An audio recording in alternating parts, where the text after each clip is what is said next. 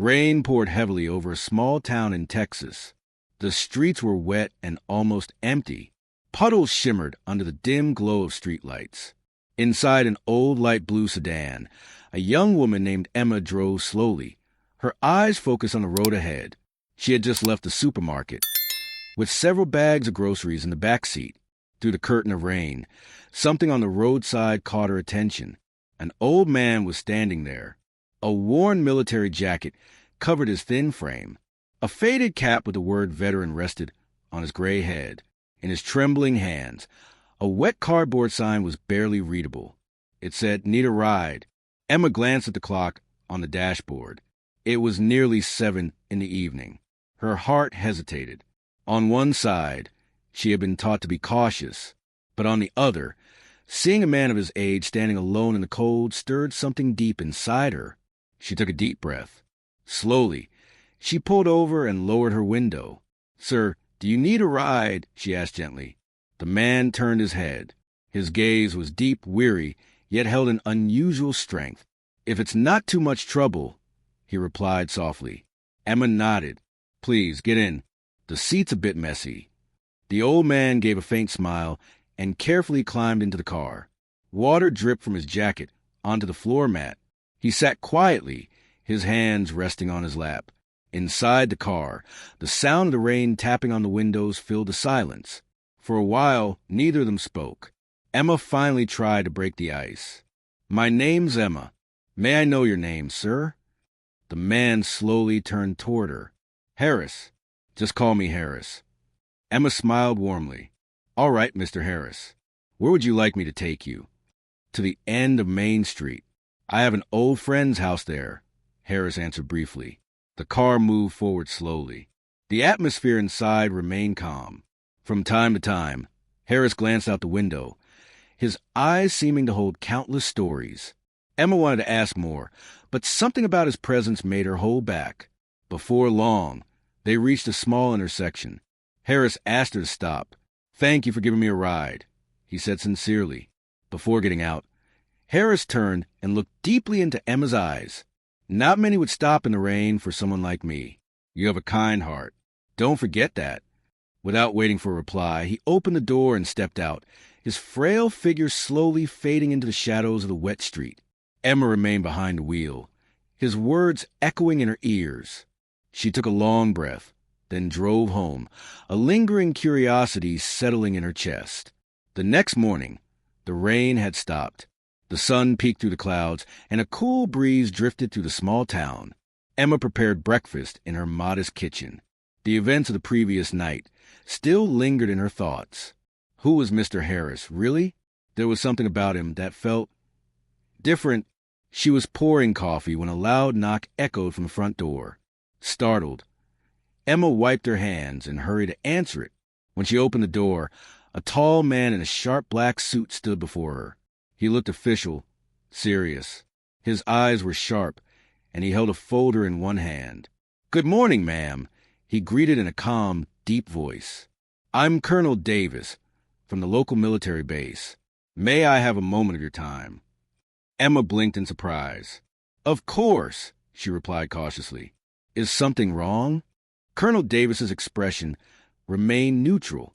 "I need to ask, yesterday, did you give a ride to an individual named Mr. Harris?" Emma's heart skipped a beat. The man was asking about him. She nodded slowly. "Yes, he needed a ride. I took him to Main Street." The colonel nodded once. "Thank you for confirming. That's all I needed to know." Emma's curiosity grew. "Why?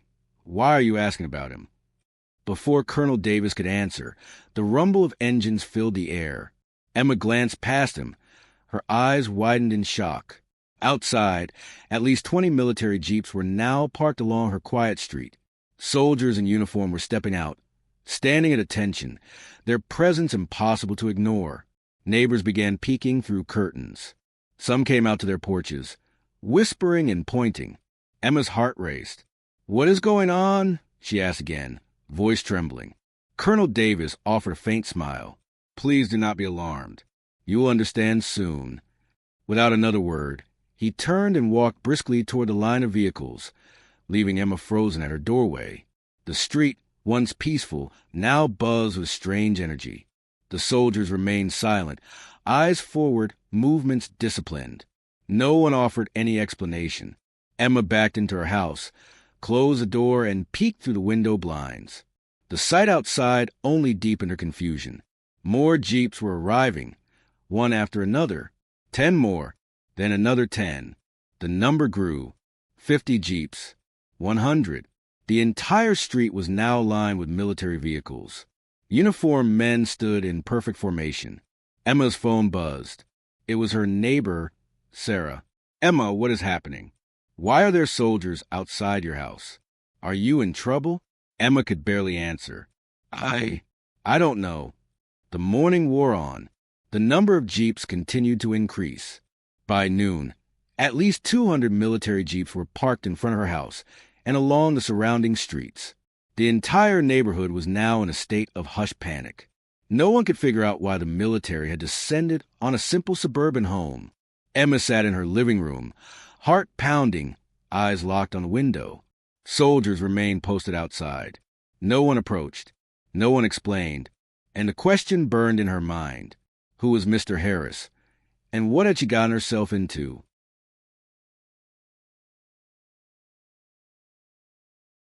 Afternoon sunlight filtered through Emma's curtains, casting soft shadows across her living room. But there was nothing peaceful about the scene outside. Rows upon rows of military jeeps stretched far beyond what Emma could see. Soldiers stood motionless, their faces unreadable. The quiet hum of idling engines filled the air, along with the occasional bark command from an officer. By now, nearly the entire neighborhood had gathered in small, hushed clusters, whispering anxiously. Emma remained inside, glued to the window. Her heart thudded painfully. The unanswered question haunted her. What connection did Mr. Harris have to all of this? A sharp knock jolted her from her thoughts. Emma rushed to the door, her pulse racing. This time, 2 uniformed soldiers stood on her porch. "Ma'am," one of them said respectfully, "we have been instructed to ensure your safety.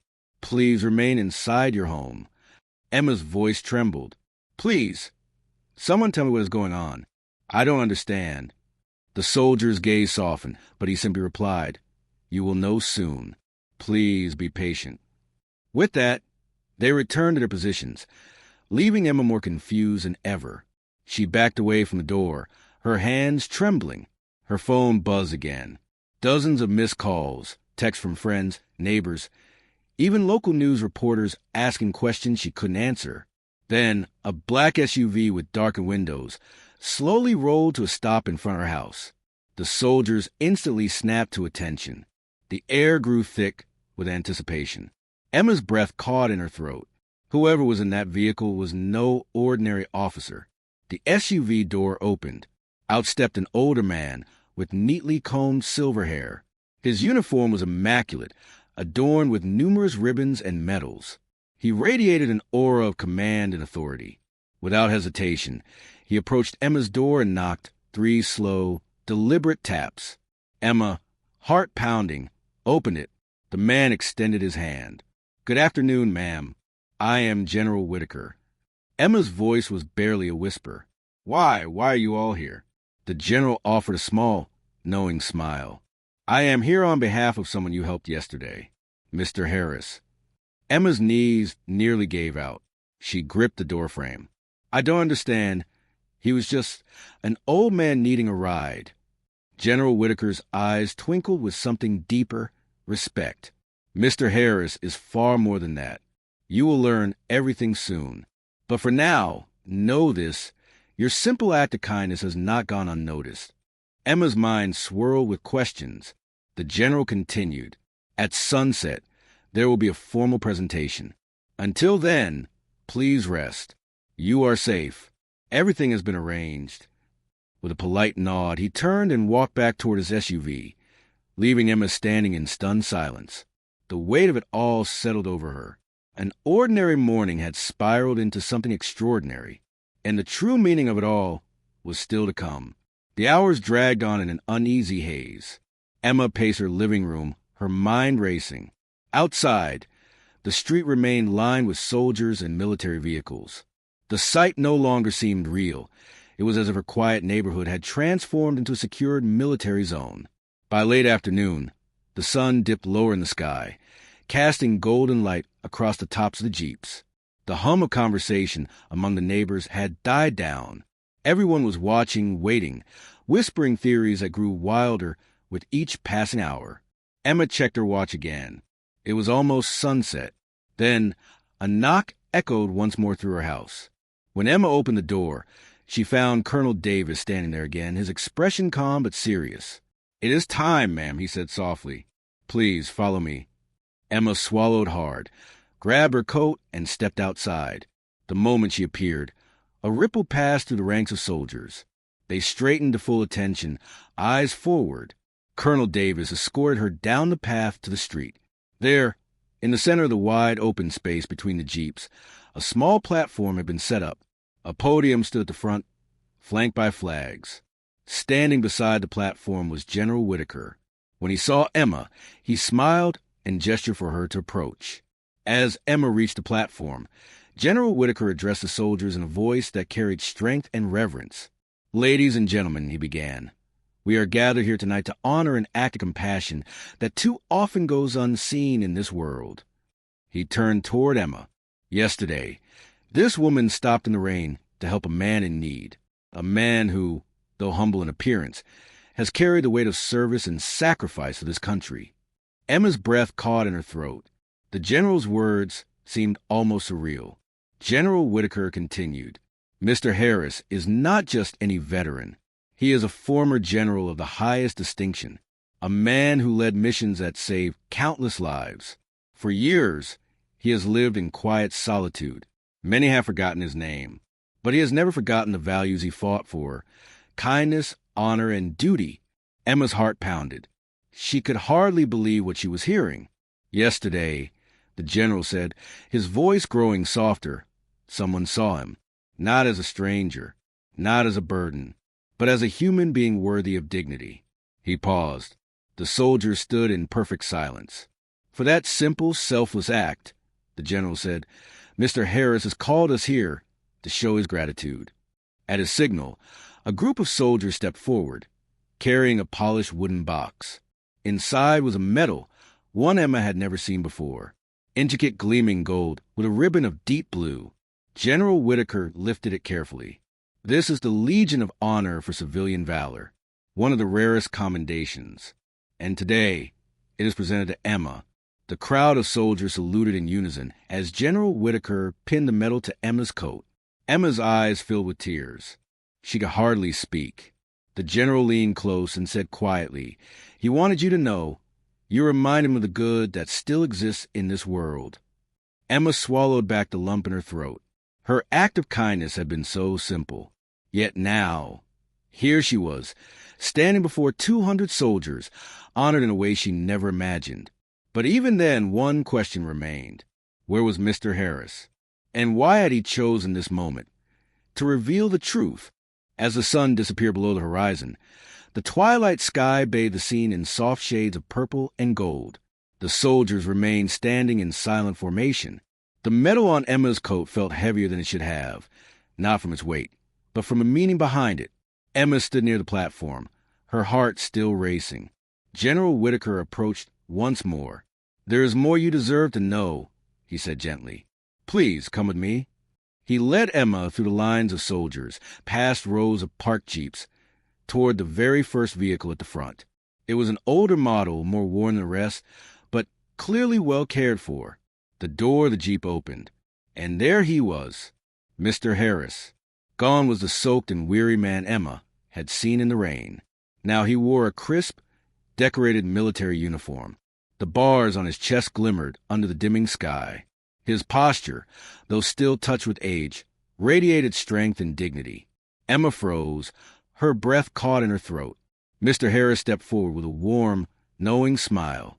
"Emma," he said softly, "you gave me something I had not seen in many years." His voice was steady, filled with quiet emotion. "You did not see an old man. You did not see a burden. You saw a person. And that means more than you can know." Emma shook her head, her voice barely a whisper. But I didn't do anything special. It was just a ride. Mr. Harris's eyes twinkled.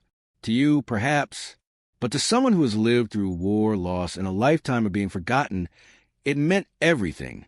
He paused and continued. For decades, I have watched the world move faster, leaving people like me behind. But your kindness reminded me of the values we once fought for. Emma's eyes filled with tears. Mr. Harris reached into his coat and pulled out a small, worn photograph. He handed it to her. In the photo, a much younger Harris stood in uniform, surrounded by a team of soldiers. Their faces were tired but proud. These are the men I served with, Harris said softly. Most of them are gone now, but those who remain are here tonight. Emma looked up, her gaze sweeping across the ranks of soldiers. In that moment, she understood these were not ordinary troops. They were veterans, many of them now retired, who had come at Mr. Harris's call. Every one of them owes their life to General Harris, General Whitaker added quietly. When he asked us to gather, we did not hesitate. Mr. Harris placed a gentle hand on Emma's shoulder. This is not just about the past, he said. It is about reminding people that one act of kindness can still ripple through the world. Emma felt her chest tighten, overwhelmed by the depth of it all. The quiet ride she had offered had somehow stirred the hearts of hundreds. But even as she stood there, surrounded by honor and gratitude, a part of her knew this was only the beginning. Something even greater was yet to come. The evening air grew cooler as the stars began to appear. The streetlights flickered on, casting pools of light across the rows of military jeeps. Soldiers still stood at attention, their discipline unwavering. Emma remained beside Mr. Harris, her heart full of questions, her emotions swirling. Then General Whitaker stepped forward once again. His voice rang clear in the stillness. Tonight is not yet over, he said. There is one final gesture Mr. Harris wishes to extend. He nodded to a group of soldiers who quickly moved to the back of the gathering. A moment later, the low rumble of an engine echoed through the street. From around the corner, a large covered truck slowly rolled into view. The tarp was removed with swift practice hands, revealing something entirely unexpected. It was a brand new SUV, gleaming beneath the streetlights. A deep black vehicle with chrome trim, spotless and polished. Emma gasped, her hands flying to her mouth. This vehicle, General Whitaker explained, is a gift from the Brotherhood of Veterans, funded by those whose lives were saved under General Harris's command. Emma shook her head in disbelief. I can't accept this. Mr. Harris smiled gently. You already have, Emma. This is not charity. This is gratitude. The general continued. But that is not all. Another officer approached, carrying a sleek leather folder. Inside were several official documents. One was a deed to a fully paid home in a nearby quiet community. Another was a scholarship certificate for Emma's 2 children, covering their entire future education. Tears welled in Emma's eyes as she stared at the papers, her voice trembling. Why so much? Mr. Harris looked at her with deep kindness. Because what you did cannot be measured by the size of a gesture. It can only be measured by the depth of the heart. You reminded us all that kindness still matters. In a world rushing past, you stopped. That is rare. Emma could barely speak. The soldiers, many of them with grizzled faces and shining eyes, stood quietly, their respect for her as clear as the night sky above. At that moment, Colonel Davis stepped forward once more. Emma, he said solemnly, from this day forward, you will always have a place among us. If ever you or your family are in need, you will not stand alone. Emma's breath caught in her throat. A simple ride on a rainy night had blossomed into something unimaginable. Yet amidst the gratitude and honor, her thoughts turned once more to Mr. Harris. There was a mystery about him, something unsaid, something deeper still. And in the way he looked at her now, a knowing, almost bittersweet gaze, she sensed that one final truth had yet to be revealed. The stars now sparkled above the small town, the sky clear and dark. The ceremony seemed to have concluded, but no one moved. The soldiers remained still, their eyes occasionally drifting toward Mr. Harris. Emma stood silently by his side, her heart pounding. The weight of everything was overwhelming. The metal on her chest, the new car, the documents, none of it had truly sunk in. What echoed loudest in her mind was the quiet dignity of the man beside her. At last, Mr. Harris turned to her. "Walk with me, Emma," he said softly, without hesitation. Emma followed him through the rows of soldiers, past the gleaming vehicles. The soldiers subtly stepped aside, forming a quiet path for them. They walked until they reached a small garden at the edge of the neighborhood. There, beneath an old oak tree, Harris stopped and looked up at the sky. For a long moment, neither spoke. Then Harris broke the silence. "Many years ago," he began, "I commanded a unit sent on what was thought to be an impossible mission, deep behind enemy lines. No one expected us to survive." His voice was calm, but Emma could hear the echoes of those memories. "We did survive," he continued, "but at a cost. I lost many good men. The ones who returned carried scars you cannot see." He glanced at her. His eyes, though aged, were sharp and clear. "I left the military a long time ago," he said, "but I could never quite leave the past behind. For years, I withdrew from the world, watched life pass from the shadows." His gaze softened. "Then, yesterday in the rain, you saw me, truly saw me, not as a forgotten old soldier, not as a relic. You treated me like a man who mattered." Emma's throat tightened. She couldn't speak. "That is why all of this happened," Harris said. "It is not about grand gestures. It is about reminding everyone that the smallest act of kindness can awaken something long buried." He paused and smiled gently. "But there is one more thing you should know." Emma's breath caught. She could sense that this was the moment, the truth she had felt lingering beneath it all. Harris reached into his jacket and pulled out a small, weathered journal. He held it out to her. "This belonged to my best friend," he said softly. "A man who gave his life so that I could return home." Emma took the journal carefully, her hands trembling. "I promised him," Harris continued, "that if ever I found someone who embodied the values we fought for, compassion, courage, honor, I would pass it on." His voice grew quieter. "And today I fulfill that promise." Tears streamed down Emma's cheeks as she cradled the journal. The weight of the moment pressed upon her, more powerful than any medal or gift. Mr. Harris placed a steady hand on her shoulder. "You reminded an old soldier that goodness still lives in this world," he whispered. Then, with a final nod, he stepped back, his figure silhouetted against the starlit sky. Emma stood there, holding the journal close. The meaning of everything, the mystery of Mr. Harris, the gathering of soldiers, all of it had led to this one quiet, profound truth. And though she did not yet know what path lay ahead, she understood one thing with absolute clarity. Her life would never be the same again. As Emma stood beneath the ancient oak tree, the worn journal pressed to her chest. The sounds of the soldiers in the distance faded into the background. The cool night air wrapped around her, but there was a warmth inside her now, not from the metal nor the car nor the deeds, but from something deeper. The presence of Mr. Harris lingered like a steady force beside her, though he said little more. The weight of his trust was evident in the journal now in her hands. Slowly, they began walking back toward the gathering.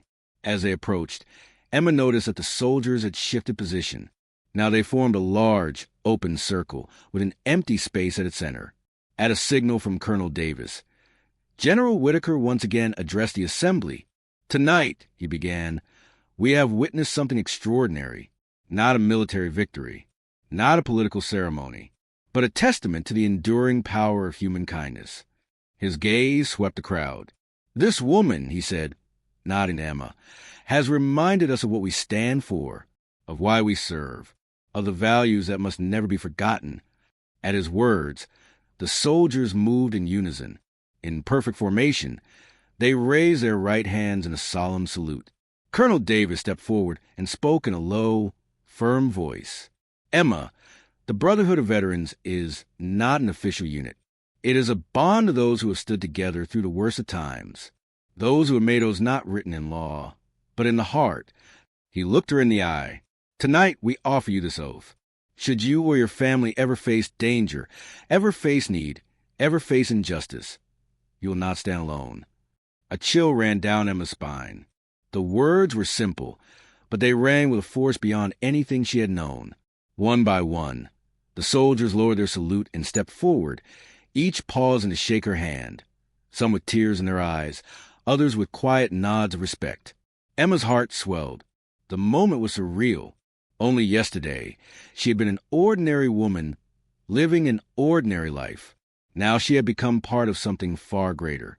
Finally, Mr. Harris approached once more. His gaze was soft but unwavering. "There is one last thing," he said quietly. "You will not see us often. We are shadows in the world. But know this, wherever life takes you, we will be watching." He placed a small, simple pin in her hand. It was shaped like a silver star, worn and smooth. "Should you ever need us," he whispered, "wear this. That is all." Emma closed her fingers around the pin, her throat tight with emotion. Then Mr. Harris gave her a final nod, and with that, he turned and walked toward his Jeep. Without fanfare, the engine started, and the vehicle pulled away into the night. One by one, the other Jeeps followed. In perfect, silent procession, the soldiers disappeared into the darkness, leaving behind only empty streets and a stunned, forever changed woman. Emma stood alone beneath the stars, the journal and pen clutched in her hands, her heart beating with a new understanding of the world. And though the street now lay quiet, she knew, somewhere out there, the Brotherhood watched. And so did he. The night slowly gave way to the pale light of dawn. The streets, which had been packed with military vehicles just hours before, were now still and empty, as if none of it had ever happened. Only faint tire tracks and a lingering scent of diesel hinted at the extraordinary night that had unfolded. Emma hadn't slept. She sat at her kitchen table, the journal open before her, her fingers tracing its worn pages. The words inside were faded but powerful, stories of bravery, brotherhood, sacrifice. Each entry a voice from the past, alive once more in her hands. On the counter beside her lay the silver star pen. She had placed it where the morning light could catch its surface, the small glint serving as a quiet reminder that her world had changed forever. A soft knock broke the early morning silence. Emma hesitated, then rose to answer it. Outside stood her neighbor, Sarah, eyes wide with curiosity and concern. "Emma, what happened?" she whispered. "The soldiers, the Jeeps, everyone's talking about it." Emma managed a small smile. "It's a long story," she replied, "but I'm okay." Sarah glanced down and noticed the medal still pinned Emma's coat. Her eyes widened further. "Emma, whatever it was, it must have been something big." Emma nodded slowly. "Bigger than I ever imagined." After Sarah left, Emma stepped outside. The early sunlight painted the neighborhood in soft gold. She stood for a moment on her porch, breathing in the crisp air. Her phone buzzed. A message from an unknown number. "You have friends in places you cannot see. Live well. Stay true. H." Emma smiled through misty eyes. Later that morning, a sleek black SUV, the one gifted to her, was delivered to her driveway, along with the official documents from the night before. The delivery team offered no explanation, only polite nods. As she walked around the car, she noticed something tucked beneath the windshield wiper, a small envelope. Inside was a single photograph. It showed Mr. Harris in his younger years, standing proudly with his team. On the back, a handwritten note. "For Emma, because you reminded an old soldier what it means to be seen. Never forget, one small act can change a world." Emma pressed the photo to her heart. A ride in the rain, a stranger on the roadside, and now a lifetime forever altered. The sun rose higher, casting warmth across the quiet streets. Emma knew her life would never return to what it once was. And somewhere out there, beneath skies both known and unknown, 200 soldiers and one legendary man were watching over her still. Days passed, yet the events of that extraordinary night remained vivid in Emma's mind. The town buzzed with speculation. Neighbors whispered. Reporters came and went, but no one truly understood what had happened. And Emma, she told no one the full story. Some things were too sacred to be explained. Each morning, Emma would sit with a journal, reading the words left behind by soldiers who had once walked through fire together. In its pages, She found not just history, but wisdom, honor, and humanity. It was a gift unlike any other. Life slowly returned to normal, or as normal as it could be. Emma resumed her daily routines, grocery runs, school pickups for her children, but now everything felt different. When strangers crossed her path, when someone appeared weary or alone, Emma looked at them differently. She saw what Mr. Harris had taught her to see: a life, a story, a person who mattered. One morning, while refueling her new SUV, Emma noticed an elderly man sitting alone on a bench outside the station. His clothes were worn, and his eyes were heavy with fatigue. Without hesitation, Emma bought a warm coffee and approached him. "Good morning," she said softly, offering the cup. The man looked up in surprise, then smiled gratefully. "Thank you, miss." Emma sat beside him for a few minutes, listening as he spoke quietly about the struggles of recent days. When she finally stood to leave, the man reached into his pocket and pressed a simple coin into her hand. "For kindness," he said, "may it always find its way back to you." Emma drove home that day with a smile. The lessons of the brotherhood were alive within her. Acts of kindness, however small, could ripple outward in ways unseen. Later that afternoon, as Emma placed a coin on her kitchen windowsill, her phone buzzed once again with an unknown number. A single message appeared. "You're learning well. Keep walking the path. We are never far. H." Emma exhaled slowly, her heart full. She looked out across the quiet street, the sunlight dancing through the trees.